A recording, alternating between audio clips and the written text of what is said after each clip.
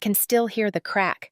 The sickening snap of my own rib breaking beneath my stepfather's fist echoes in my head every time I try to breathe. The hospital lights above me blur together a cold white smear against my vision, and every inhale feels like someone is driving a nail deeper into my chest. My wrists are trembling under the weight of the IV lines, and there is a metallic taste in my mouth I cannot swallow away. A doctor presses the stethoscope to my side, and I flinch, tears burning hot in the corners of my eyes. "Try to relax," he says, but his voice is distant muted, like he is speaking to me through a wall of water. Relax, as if my life has not just collapsed around me, as if I didn't beg for help, scream for someone to listen only to be struck down by the very man who swore he would protect our family. Victor, my stepfather. He stands only a few feet away, handcuffed, alcohol still stinking on his shirt, shouting at the officers that they have made a terrible mistake. I was defending myself. She attacked me. She is out of control.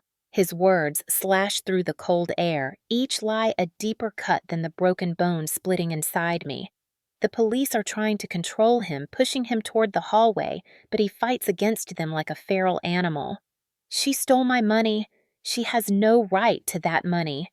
My mother, Donna, is standing between us, mascara streaking down her cheeks as she screams at me for ruining everything. "Look at what you are doing to our family. How could you lie about your own father like this? You disgust me, Lily." She clutches her purse as if she is scared I might rip it from her hands, as if I am the threat here. I want to speak. I want to tell them how he grabbed me from behind, how the first punch knocked the air out of my lungs, how the second left me unable to scream. I want to tell them how this is not the first time I have felt his violence, but the first time I could not get back up. I want to tell them the truth. But when I try to open my mouth, a wave of agony steals every ounce of sound from my throat. The officers push Victor around a corner. His rage echoes down the hallway. "You ruined everything, Lily. You will pay for this. You hear me. You will pay." A young female detective approaches me. Her eyes are steady and fierce, but her voice is warm enough to hold on to. "I am Detective Hannah Cole. You are safe now. We will take your full statement once you can breathe easier." She speaks gently, but there is something else there too. Something like warning. She leans slightly closer. "Stay strong." He is not done, but neither are we. I stare up at her, trying to piece my thoughts together. I was only trying to protect what belonged to me. My grandfather's farm, the only place that ever felt like home. I sold it to escape the poverty that had suffocated me for years, to finally have a chance, to finally be free. That money was supposed to save my life. Instead, it has nearly ended it. The doctor orders the nurse to prepare x-rays. I can barely keep my eyes open. My pulse is racing, but my heart feels numb, detached, like it is trying to hide from everything happening around me. Donna leans forward, her voice low and poisonous. "You brought this on yourself. You should have just given us the money like a good daughter. Now look where you are." "Lily." I meet her gaze and realize the most painful truth of all. The betrayal that truly broke me was not Victor's fist. It was her eyes. The cold hollow where a mother's love should have been. I swallow hard against the pain strangling my chest and force the words out, barely a whisper. "This is not your money. This is not his money. This is mine." Donna scoffs, shaking her head with that familiar look of disgust. "Not for long, dear. You are too unstable to manage anything. They will see it. We will make sure of it." My breath freezes in my lungs. She is not just supporting Victor. She is part of the plan. They are going to try to take everything from me. Not just my money, my freedom, my sanity, my life. But what they do not know is that they just made the biggest mistake of their lives. Because I am not done either. Not even close. When I was a little girl, I used to run barefoot across the wheat fields of my grandfather's farm, the sun on my face and the smell of fresh earth filling my lungs with something that felt like freedom. My grandfather Thomas would laugh and chase after me, calling me his fearless girl, the one who would grow up to take care of what he loved most in this world. That farm was not simply land. It was history. It was my childhood. It was the last place where I felt truly seen.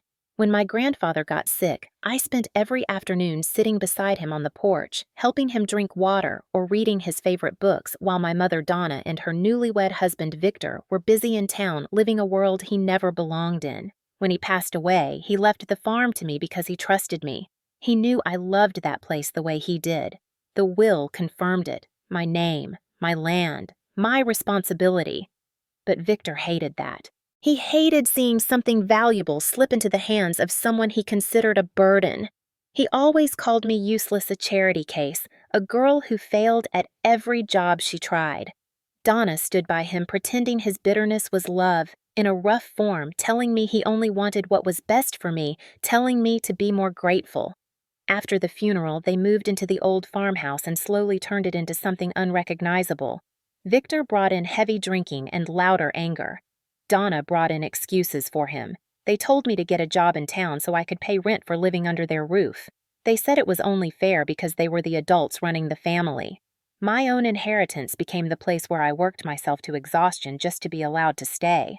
I cleaned bars late at night, smelling of alcohol I never drank. I woke up before sunrise to pick vegetables from the field to sell at the market. My hands cracked in winter and burned in summer. Victor spent the money I earned faster than I could make it, calling it family funds. Donna said nothing because agreeing with him was easier than admitting she had chosen a monster. They laughed when I told them I wanted to improve the farm. They told me I had no idea what I was doing. They told me I would fail. They told me I was only lucky to have a roof at all. For years, I swallowed their cruelty because I believed endurance was loyalty, until the day I realized loyalty meant nothing to those who only saw me as a tool. That day was when I decided to sell the farm. That day was when everything began to break. The farm was supposed to be my fresh start, but every cracked board and every unpaid tax notice reminded me that I was drowning in a life that was no longer mine. The roof leaked every time it rained, leaving puddles across the kitchen floor that I had to soak up with old towels because Victor always said repairs were a waste of money. The barn leaned sideways like it was just waiting for one strong wind to collapse. The fences were rotting, the fields overgrown, the soil exhausted from years of neglect and abuse. My grandfather would have cried if he saw what his legacy had become. I tried to keep up, I really did. I worked 2 jobs just to afford feed for the animals and basic maintenance. I slept 4 hours a night and spent the rest of the time patching holes and chasing debts. I was 34 years old and already felt like life had passed me by. Victor would sit on the porch every evening drinking and pointing out everything that was falling apart, only to remind me that I was the one responsible for the mess. Donna would stand behind him, nodding like a loyal shadow, staying silent, because silence was easier than love. One morning after a storm, I woke up to the sound of water dripping directly onto my pillow. I got up shivering, soaked, and desperate. I called 3 roofing companies. None would take the job without thousands of dollars up front. Money I never had. That same afternoon, a man in a crisp suit driving a shiny black car knocked on the farmhouse door. He introduced himself as a representative of a development company expanding into rural areas. He told me they were looking to purchase farmland in strategic locations. When he mentioned the price they were willing to offer for my property, my knees nearly gave out beneath me. $250,000. Enough to fix my life. Enough to escape Victor. Enough to finally breathe. For nights, I lay awake staring at the cracks in the ceiling, calculating everything that money could change. I could buy a small house of my own in town. I could take classes, learn something new. I could help people who were struggling the way I had been struggling for years. I could be free from the farm that was supposed to be my future, but had become my prison.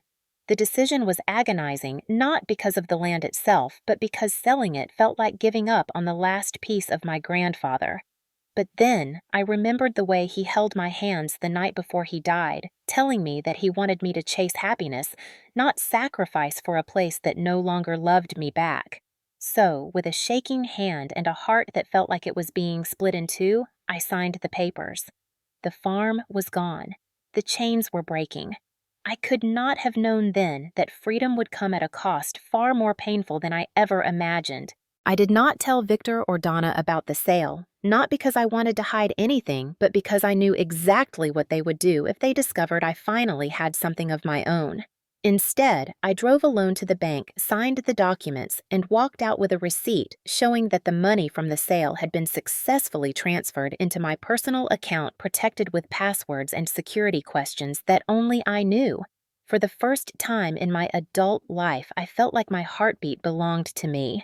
I remember sitting in my car, gripping the steering wheel while a wave of disbelief washed over me. $250,000.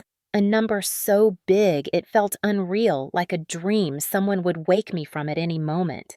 I stared out at the town, imagining possibilities I never allowed myself to imagine before. Somewhere deep in my chest, a small spark of hope flickered something I thought had died years ago.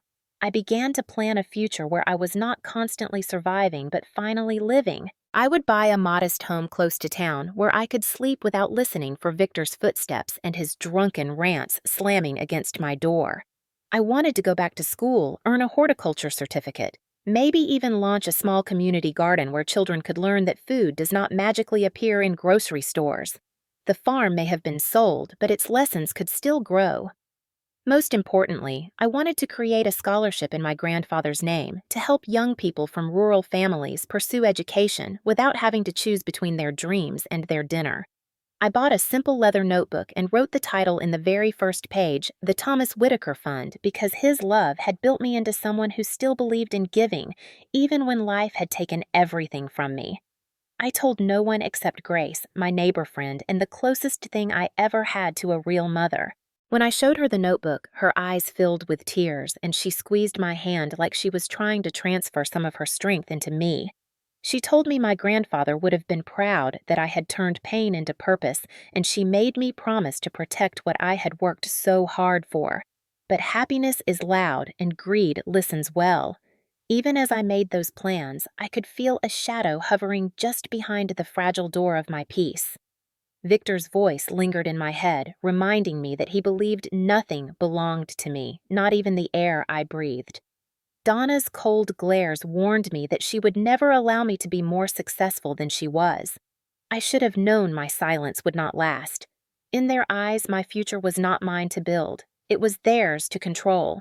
The day everything changed started with the loud crunch of gravel beneath tires, a sound that did not belong in my driveway at midday. When I stepped outside, wiping sweat from my forehead after watering the few plants I had left, I saw Donna's blue sedan parked crookedly beside the porch. She climbed out, smiling too wide, her lipstick smeared like she had been in a rush to look presentable. Behind her, Victor was getting out slowly. His face already red, his fists clenched as if he were fighting the urge to hit something. Or someone. My stomach dropped.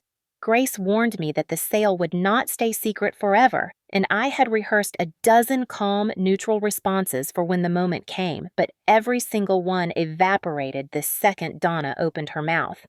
"So it is true," she said, adjusting her pearl necklace, the one my grandfather bought for her birthdays ago. "You sold the farm." I swallowed, trying to keep my voice steady. "Yes, I did." The words barely left my lips before she closed the distance between us, gripping my arms too hard, her nails digging into my skin. "How much did you get, Lily? Tell me right now." Victor stepped closer, his breath sour with alcohol even though the sun was still high above us. "Do not lie to us. We already know it was a lot." His voice rumbled like a threat disguised as a warning. I wanted to step back, but Donna held on tighter. "We are family," she whispered with a softness that felt like poison.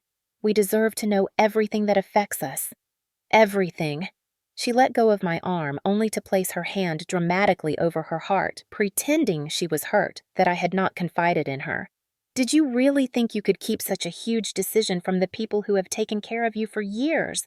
What kind of daughter hides things like this?" She said it so convincingly that for a split second I almost believed her. That was her power. She could wrap cruelty in the illusion of concern and make you feel guilty for simply wanting air to breathe.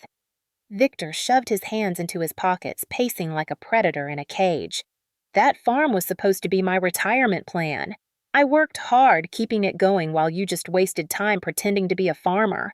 The lie slapped me harder than his fists ever did. I opened my mouth to correct him, to remind him that he drank away every paycheck while I scraped pennies from the bottom of jars just to buy feed, but Donna cut me off. "Listen to me, Lily," she said, lowering her voice to a chilling whisper. "This is not just your money. Family shares everything. That is how it works." "Right, honey?" Victor asked, tightening his jaw. I nodded slowly because my ribs still remembered the last time I disagreed too quickly. But inside, something cracked louder than bone. They were not asking. They were taking. And they were only getting started. Victor stepped closer, his boots grinding into the dirt like he was marking territory, and his eyes narrowed the way a man looks at an object, not a human being. Donna folded her arms, waiting like a judge about to announce a sentence she was sure I deserved. I took a breath that scraped painfully against my ribs, and I told them clearly, "It is my money, and I am not giving it to either of you." For a second, everything went silent. Even the wind stopped moving. Then, Victor grabbed my wrist so tightly I felt the blood rush to my fingers. His grip was a chain forged of years of suppressed rage. "Do not forget who fed you, who kept a roof over your head," he snarled, spitting the words into my face. "Without him, you would be living in a cardboard box," Donna added without missing a beat, as if poverty was the ultimate crime, and they were heroes for preventing it. I finally yanked my hand away, but he lunged again, fingers wrapping around my jaw, forcing me to look directly into the fury burning behind his drunken stare. "You think you are some kind of owner? You think you can make decisions without us? We are your parents. We deserve that money." He squeezed harder until my teeth pressed painfully together. I wanted to scream, but his hand was too strong. Donna stepped in close, her voice low and venomous. "Victor, honey, we do not need to argue. There is a legal solution." She turned to me, smiling with a sweetness that chilled me to my core. "You have always struggled with responsibility, Lily. You have always been emotional unstable. Maybe it would be best if someone else took control of the money for you." My pulse spiked. I knew what she was implying. "You want to declare me incompetent?" I whispered, refusing to look away from her. Donna blinked once slowly. "It would not be declaring anything. It would simply be confirming what everyone already sees." Victor let go of my face only to shove me backward, my foot catching on a stone, sending a bolt of pain shooting up my ankle. He towered over me, fists trembling, rage boiling. "You will sign the papers. You will give us control. If you do not do it nicely, we will make sure you do it anyway." My heart pounded, but something inside me snapped back into place. No. Just that single word. Victor lunged again, but Donna grabbed his arm, stopping him before he could swing. "Not here," she hissed. "Not yet." Victor backed away, but not because he was afraid. The cruel smile stretching across his face told me he was planning something worse, something patient, something deadly. Donna brushed the dust off her skirt like she was cleaning away my existence. "You are confused, Lily. Take a day to think about your future and ours. We will be back tomorrow, and next time we will not accept no." I barely slept that night, every sound turning into footsteps, every shadow morphing into Victor looming over me, ready to take everything. I kept replaying Donna's voice, the cold finality dripping from each word. "We will be back tomorrow." They were not bluffing. They had waited years for a chance to control something they did not earn, and now they had discovered the perfect target me. When morning light crept in through the torn curtains, I checked the doors and windows twice, hands shaking as I pushed a chair under the front doorknob. I did not recognize this version of myself, someone who had to barricade her home against the people who were supposed to love her. I tried calling a lawyer, but the closest appointment was in 2 days. The sheriff's line put me on hold endlessly, like fear could wait quietly in the corner. Around noon, a text message buzzed across my cracked phone screen. It was from Donna. "We are on our way. Be smart." My heart flipped violently. I rushed outside, scanning the street. Nothing yet, but my brain was already calculating escape routes. That was when I spotted a black pickup slowing near the house windows, tinted too dark to see inside. The truck paused for a moment, then kept rolling down the road like it was scouting the area. My pulse hammered against the healing ribs under my shirt. Victor did not usually plan ahead. Donna did, and Donna never played fair. I went back inside, gathering documents, birth certificate, bank printouts, house deeds, stuffing them into my purse. If they took my phone or tried to force a signature, these papers might be my only protection. I grabbed my keys only to realize their car was already pulling up into the driveway. I had run out of time. Victor stepped out first, shoulders rolled back like a bull ready to charge. Donna came around to the passenger side holding a clipboard thick with neatly stacked papers and a pen clipped to the top. The look in her eyes was victory before the war even began.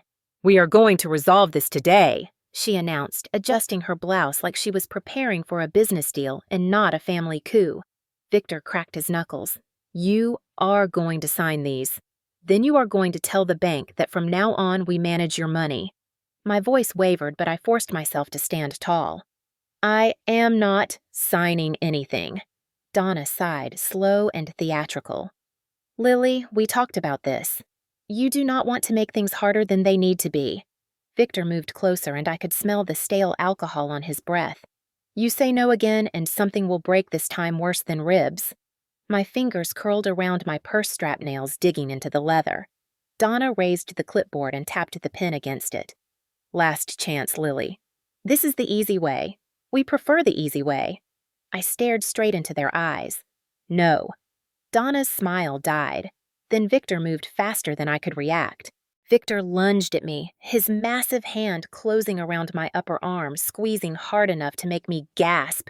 His fingers digging into the bruises that had barely begun to heal. Pain flashed white behind my eyes, but I refused to scream. Donna watched with her arms crossed as if this was all part of a perfectly reasonable negotiation. "Sign the papers, Lily," she said, her tone low and icy. "You are already hurting. Why drag this out?" I tried to yank my arm free, but Victor shoved me backward, slamming me into the wall near the hallway. My ribs screamed a sharp, unbearable reminder of what he had already done to me, but he only tightened his grip, leaning close so I could see the rage pulsing in the vein at his temple. "We are your family," he growled. "Family does not lock family out of money that should benefit all of us."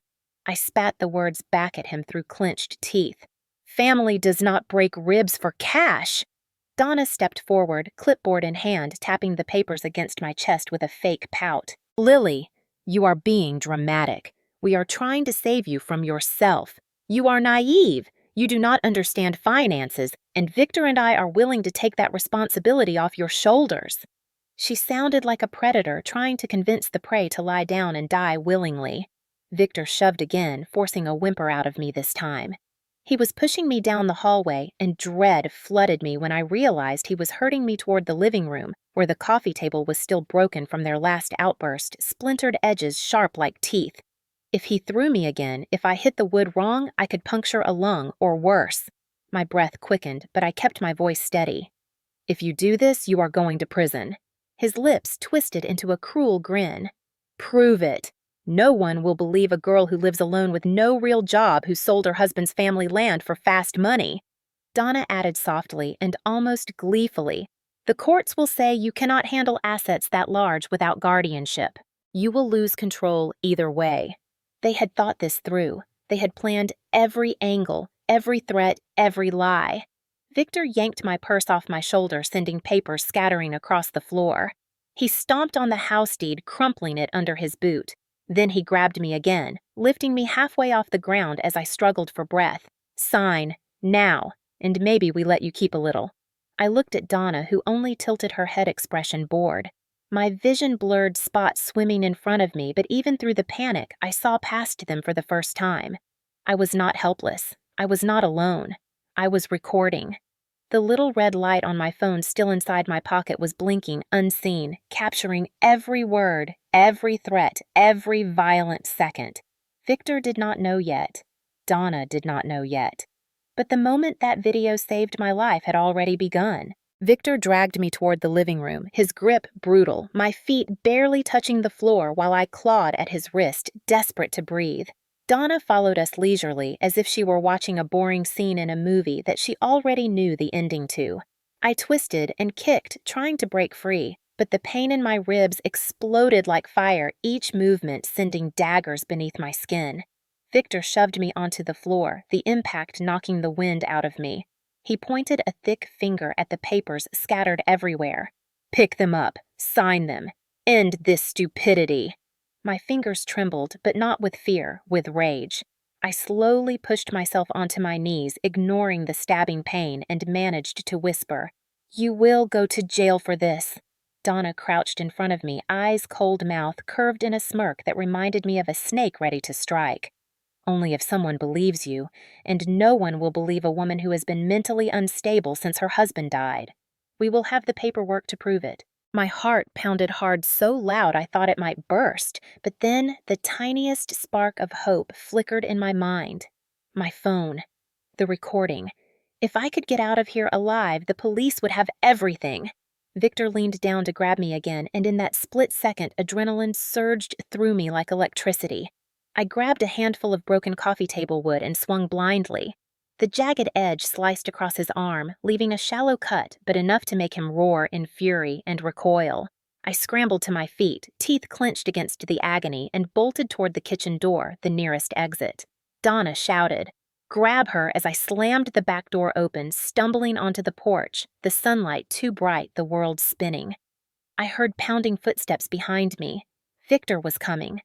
My lungs felt like they were collapsing, but I ran anyway, uneven steps, crunching over gravel, praying my knees would not give out. The gate. If I reached the gate, I could scream for neighbors someone might hear. Victor's hand clamped down on the back of my shirt, yanking me so hard I crashed to the ground, my palms scraping open on the stones. He hauled me around like a rag doll, eyes wild with drunken rage. "You want to do it the hard way? Fine." He lifted his fist ready to strike, and for a heartbeat, I thought this was the moment everything ended.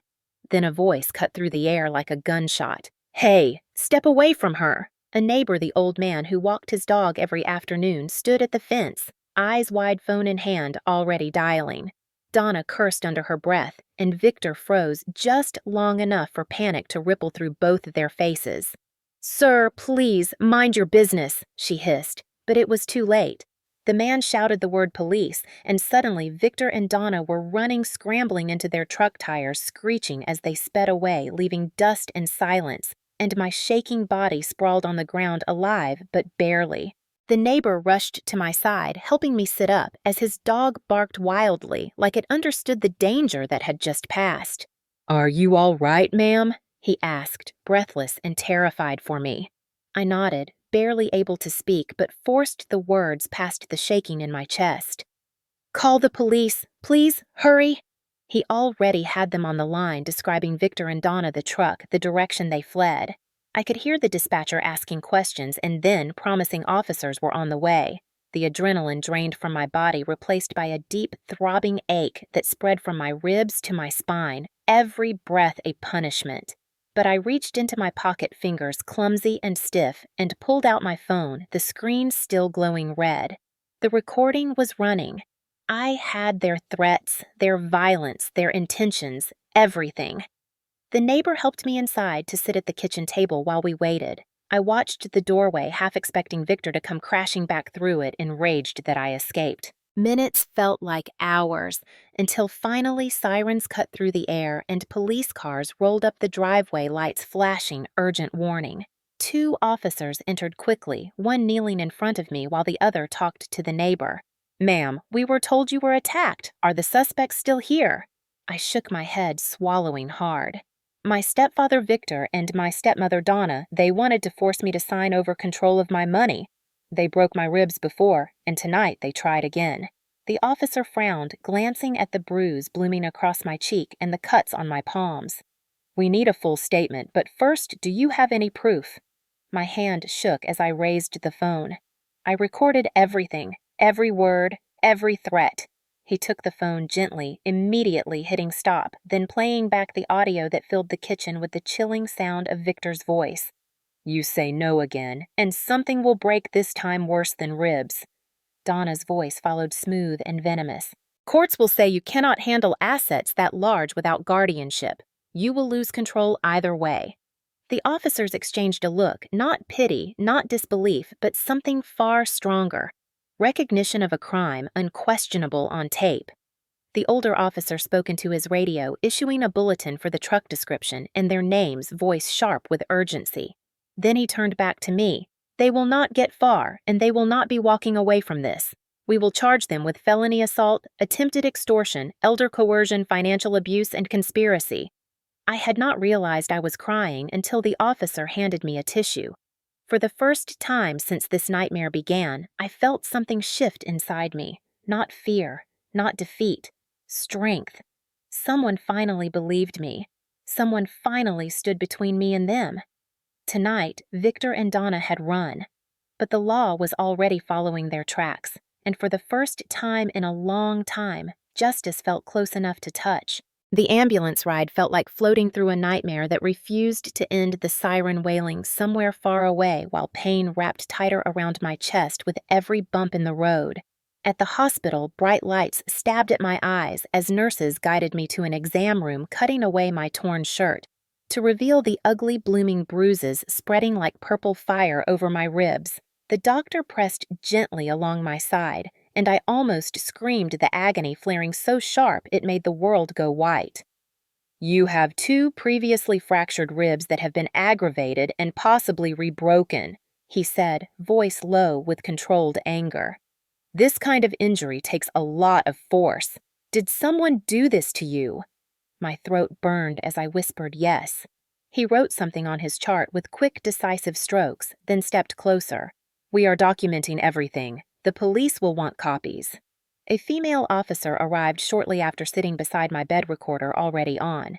She introduced herself as Detective Paige Miller, her face calm, but her eyes full of fire, like she had seen too many cases where victims were forced to stay silent. I told her everything from the day Victor shoved me and broke my ribs to Donna's cold calculation, to their threats to their attack that night, every ugly detail pouring out like poison, finally leaving my system. Paige listened without interrupting, then asked the question that solidified everything. "Do you still have the video?" I nodded, and she had the officer from earlier bring my phone back after making a secure copy. When she played back the recording, the doctor who was updating my IV paused mid-step, eyes widening at Victor's voice booming from the speaker. "You are going to give us that money because we have a right to it."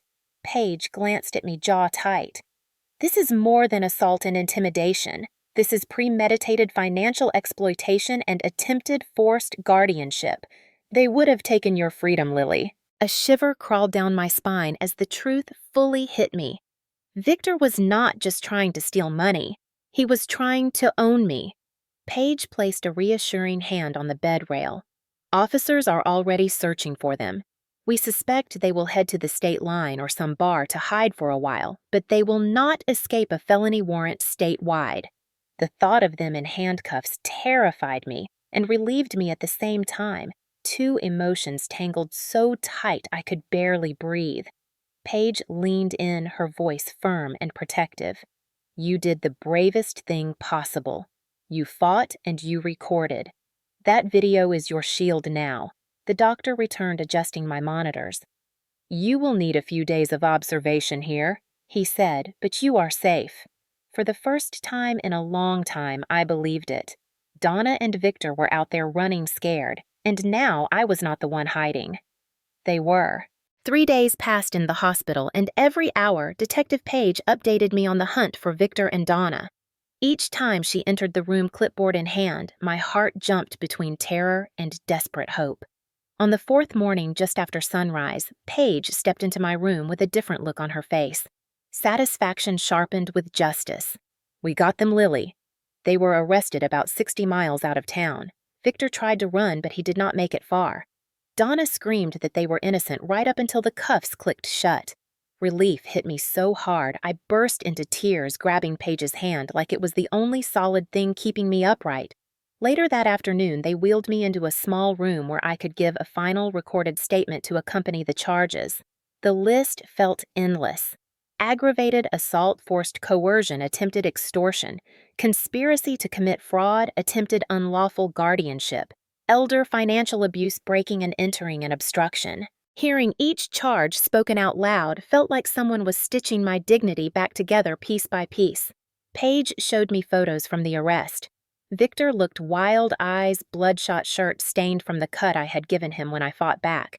Donna was the opposite, perfectly composed on the outside, but her expression cracked with a look of shock, like she could not believe the consequences actually came. I stared at those pictures and felt something new blooming inside me, a strength that had always been there but buried under years of fear. The prosecutor visited me next, a middle-aged woman named Karen, who spoke with razor-sharp confidence. "Lily, your video is the cornerstone of this case," she said, setting her briefcase down. Without it, they could have argued self-defense or denial, but now every word, every threat, every plan is on record. We are pursuing maximum sentencing. Victor could face 10 to 15 years, Donna likely 5 to 8. My chest tightened, but not with pain, with justice finally catching up. Karen looked at me kindly. "It is normal to have mixed feelings. They were your family, but they also targeted you like predators. You deserve protection and peace." Peace. The word felt foreign but beautiful. That evening, after the district attorney signed off on all charges, the local news alerted the public. Mugshots of Victor and Donna flashed across the hospital TV. The anchors described their crimes in chilling detail. My phone lit up with messages from neighbors and even old friends, everyone saying they were proud of me, that I did the right thing, that I survived something most people never talk about. I stared at the screen, trembling not from fear, but from the weight of gratitude. Victor and Donna were no longer people who could hurt me. They were criminals, and the world finally knew it. The courthouse smelled like old paper and polished floors, a place where lives were dissected and rebuilt under fluorescent lights. I sat beside Detective Page and the prosecutor Karen. My ribs still sore under my blouse, a constant reminder of why I was here. When the bailiff opened the side door and escorted Victor and Donna in, my breath caught in my throat. Seeing them in orange jumpsuits, their wrists bound in steel, was surreal. Victor's swagger was gone, replaced with a glare full of hate, like he still believed I was the villain in his story. Donna kept her chin high, but her eyes darted everywhere, avoiding mine, desperate to pretend she was innocent. The judge entered, a stern woman with silver hair and a gaze that cut through lies like glass. Everyone rise echoed, and suddenly the weight of justice pressed against every wall. The prosecutor spoke first, laying out the timeline, the violence, the threats, the recording. Every time my phone's audio played, Victor's voice cracking with aggression or Donna's calm manipulation, the courtroom stiffened. The judge paused the playback at one moment, Victor saying, "You are going to give us that money because we have a right to it." Her eyes lifted over her glasses, unimpressed. "Mr. Riker, are you admitting here that you believe financial rights justify assault?" Victor muttered something, but the judge raised a hand, silencing him with a single motion. Then my name was called. "Lily, please, take the stand." My legs trembled as I walked, but every step felt like reclaiming the ground they stole from me piece by piece.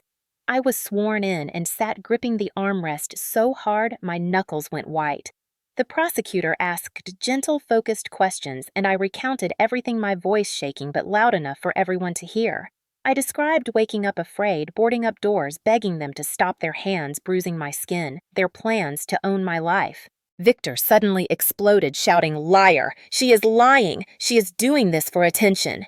The bailiff stepped forward, but the judge slammed her gavel hard enough to echo like thunder. "Another outburst like that, and I will add contempt to your already long list of charges." Donna's attorney tried a different tactic, painting me as unstable, financially irresponsible, claiming they only wanted to protect me. But then Karen pressed play again on the recording, Donna's voice slicing through the courtroom like a knife. "The courts will say you cannot handle assets that large without guardianship. You will lose control either way." Gasps rolled through the rows behind me. No one believed the lies anymore. When I was excused from the stand, the judge looked at me directly and nodded once. Not pity, a gesture of respect.